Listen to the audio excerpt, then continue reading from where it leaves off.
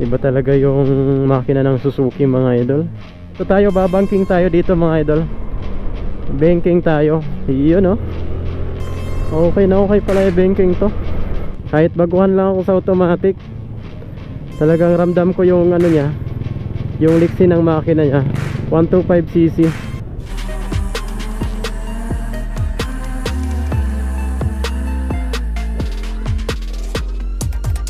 So what's up mga idol, kumusta po kayo dyan?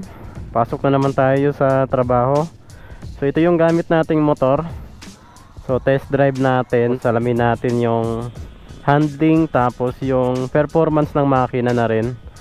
So ito po yung Suzuki Aveness 125cc po mga idol. First time kong mag-drive talaga ng automatic motorcycle. So tara, let's go. Ito po yung Suzuki Aveness. Mapapansin nyo mga idol, mataas po yung handlebar nya, itong instrument panel gauge. So nakaharap talaga sa'yo. Tapos meron siyang visor na smoke. Tiyan natin. So yan po yung itsura niya mga idol. Go, and then ganyan. Tapos hindi po siya mag-i-start once na hindi natin balik yung side stand. Yan, balik natin yung side stand. Hawak sa brake and then start. Yun, napakatahimik talaga ng makina basta automatic na motor. So yan po mga idol. Gustong gusto ko dito yung niya, yung legroom niya. Ayan, napakalapad, napakalaki oh. Tapos yung tuhod mo mga idol, ay napakalawak pa ng pagitan dito sa cover niya. Okay na okay po talaga itong Suzuki Aveness. Yan oh. So ayan, nandito pa ngayon tayo sa Alabel, Sarangani Province. So ayan, tuloy-tuloy na tayo. Papunta na ako ng General Santos City. Doon po kasi yung workplace ko. So with Aveness 125. Ayan sila oh. Mga kamote siguro to. So yun, shoutout na lang sa kanila. Ayun, maganda naman yung brake nya. Responsive. Ayun. Uy, malakas nga. Kunting piga lang. Ayun oh. Napakatahimik ng makina basta automatic na motor talaga. Nasanay kasi ko sa semi-automatic tapos manual na motor. So first time kong mag-drive ng ganito, automatic na motor. Yan, ang ganda ng brake nya. Hoy, sa suspension okay din naman. Kahit medyo may kaliitan yung gulong nya, pero yung suspension nya maganda. Maganda yung response. Hindi sa masyadong mauntog. Okay talaga itong motor na to mga idol. Yan, dire-diretso lang tayo dito. Ganda talaga oh.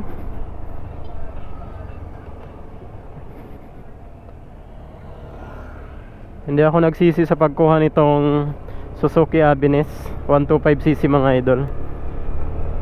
Ayan po, kitang klarong-klaro pa rin po natin yung instrument panel gauge kahit tanghaling tapat na.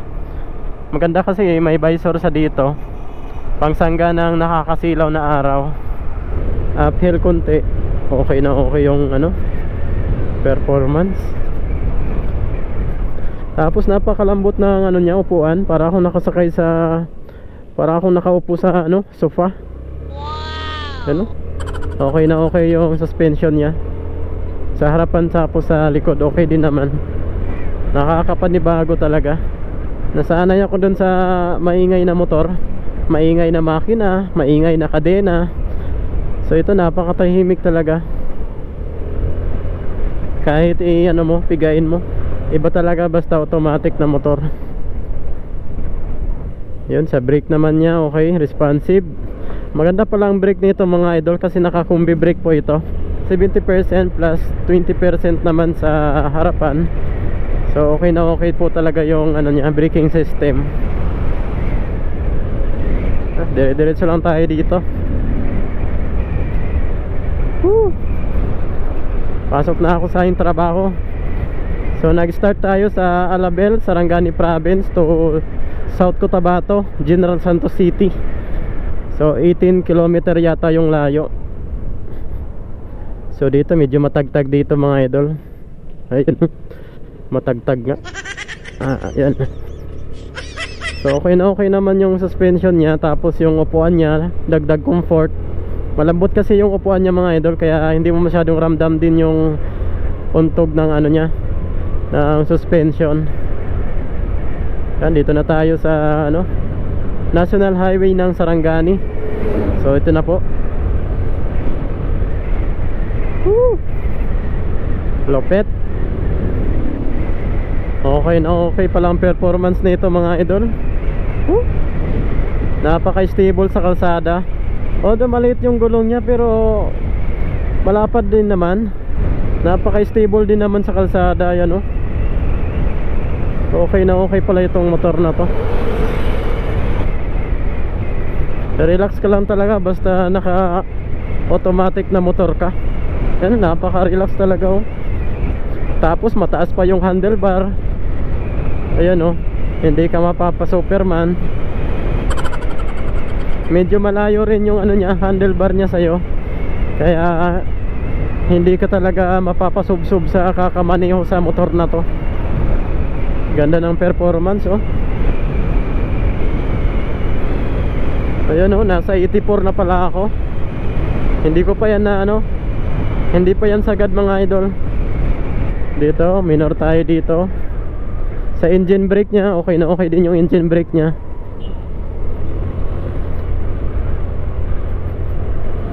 Yun, nakakapanibago talaga basta from manual to automatic. Grabe. Almost 10 years ako sa manual tsaka semi-automatic na motor. Nakalimutan ko pala, automatic pala yung dala kong motor. Napapaganon ako eh. Akala ko ano, manual na motor. Overtake tayo dito sa may Mio. Overtake tayo dito sa Mio. Okay, maganda rin pala ang performance ng makina nito. Maliksi rin. Ganda. Dito, matalbog dito. Yun. Hindi naman sa ano, okay din naman sa smooth siya. Yan, may traffic enforcer. Dapat lagi tayong kompleto kung babiyahe tayo. Ayan si sir, hindi niya ako pinara.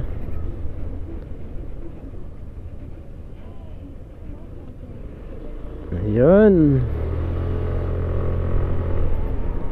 ganda. Iba talaga yung makina ng Suzuki mga idol. Yan, may tinatagong lakas din. Yan, dito tayo, babanking tayo dito mga idol. Banking tayo. Yun, oh. Okay na okay pala yung banking to. Ganda ng performance. Okay na okay. So hindi ko pa sana full review. Wala ko pa nabigay sa inyo yung specs and features nito. So siguro mga susunod na lang natin na video, kasi iniisa-isa ko na lang. Yan, kinakabisado ko pa kasi itong motor. So yan, sa mga nagbabalak kumuha ng motor na to, okay na okay po siya. Wala pong problema. Maganda yung handling, yung makina responsive, tapos yung brake okay na okay din, tapos yung suspension napaka smooth din mga idol. Dito na po tayo sa General Santos City. So itong kalsada na yan papunta doon ay papunta na po yan ng Davao City. So ito naman papunta na to ng Cotabato. Itong sa unahan natin. Yun, ingat-ingat tayo dito sa pagliko. So kumusta naman kaya tong motor na to sa traffic? Napipiga ako talaga yung ano niya, throttle niya, para ako naka-manual.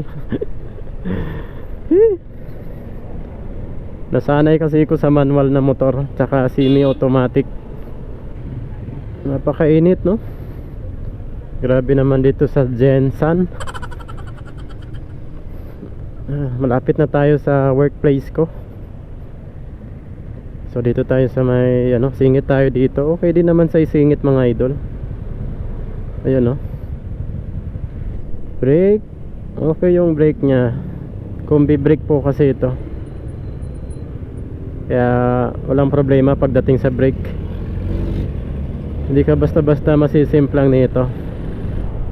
Ganda ng makina niya, napaka-responsive mga idol. Yun o, 125cc. Paka-basic na ng automatic na motor. Wala ka nang i-change gear, wala ka nang aalalahanin kung hihinto ka man. Hindi po tayo mag-charge dito ng cellphone. Ayan. Tapos ang ganda rin yung ano niya, oh, cover. Dito naman yung ano natin, oh, lagayan ng mga barya-barya. Let's go.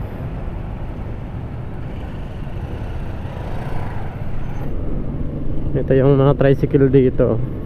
Okay na okay po pala itong motor na to kahit sa traffic, oh. Ayun, oh. Ganda ng handling. Tapos yung brake, performance ng makina, suspension, okay na okay mga idol. So sa mga nagbabalak kumuha ng ganitong motor, Suzuki Happiness, napakaganda po, lalo na kung pang city driving. Kasi mataas yung manubela niya, hindi mangangawit yung kamay nyo. Kahit baguhan lang ako sa automatic, talagang ramdam ko yung ano niya, yung liksi ng makina niya.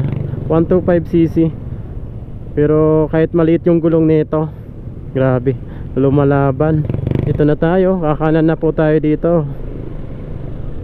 Yan, thank you Lord sa safety. Dito ko natatapusin ang ating video.